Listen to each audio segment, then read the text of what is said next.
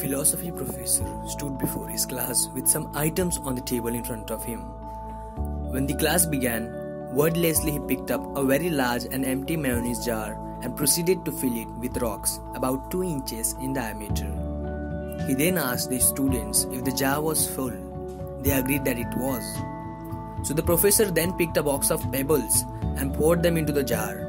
He shook the jar lightly. The pebbles, of course, rolled into the open areas between the rocks.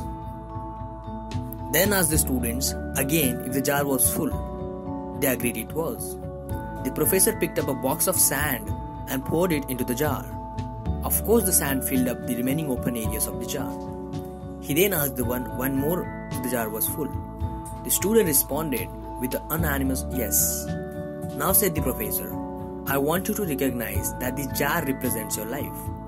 The rocks are the important things, your family, your partners, your health, your children's, things that if everything else was lost and only they remained, so your life would still be full.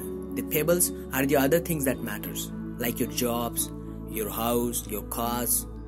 The sand is everything else, the small stuffs. If you put the sand into the jar first, he continued, there is no room for the pebbles or the rocks. The same goes for your life.